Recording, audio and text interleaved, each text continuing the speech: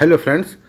हम अपनी प्रोडक्टिविटी और सक्सेस बाजार की जर्नी को आगे बढ़ाते हुए आज हम बात करेंगे दो केस स्टडीज़ पे, दो अलग अलग सेपरेट वीडियोस में, जो कि सेंटर्ड है कि कर्म वापस आता है, कर्मा रिटर्न्स।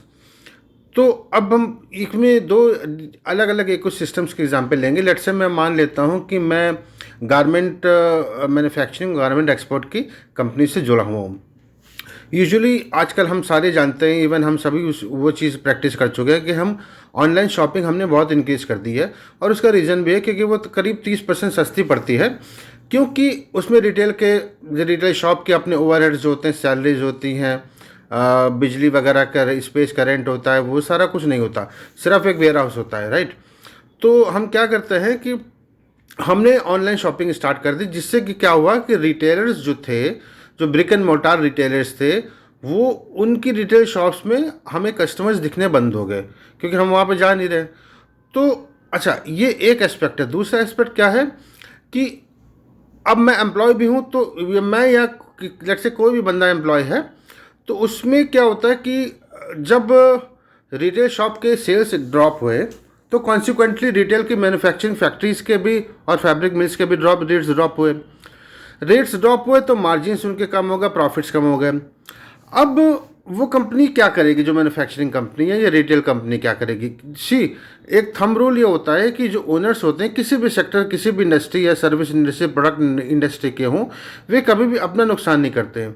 वे सिर्फ अपने ओवरहेड्स कम करते हैं, मतलब कि बंदों की सैलरी, बंदों के जो पर्क्स एंड प्रीरिक्विजिट्स होते हैं, वो सारे कम करते हैं वो। तो अब जब ओवरहेड्स कम होंगे तो उसमें दो ही चीज़ें होंगी, या तो बंदों को फायर कर देंगे वो कंपनी, और या फिर उनके सैलरी इंसेंटिव्स वगैरह एक इंडेफिनिट टाइम के लिए होल्ड कर देंगी। मतलब कि अर्निंग्स कम हो गई, सेविंग्स कम हो गई। तो सेविंग्स अर्निंग जब कम हो गई, तो अब फंडा क्या है कि एक थर्ड एस्पेक्ट भी है जो कि पैसे से रिलेटेड, जिसको हम पिछली वीडियोस में डिस्कस कर चुके हैं, इन्फ्लेशन। वो तो हमारे या कंपनी के कंट्रोल में नहीं, वो बढ़ ही रहा हर साल 10% के हिसाब से, लेट्स से 10% फॉर एग्जांपल।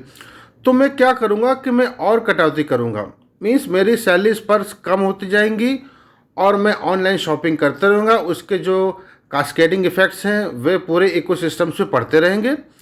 तो अल्टीमेटली हो क्या रहा है कि एक बंदे का एक कर्म वो किस तरह से इकोसिस्टम को अफेक्ट करता है और वो उस पर किस तरह से उसी पर वापस आता है, ये हमने इस वीडियो में, छोटे से वीडियो में देखा। तो बात करेंगे हम कि सॉल्यूशन क्या है। सॉल्यूशन इस प्रॉब्लम का एक ही है कि हमें अपनी प्रोडक्टिविटी पोटेंशियल बढ़ाना पड़ेगा।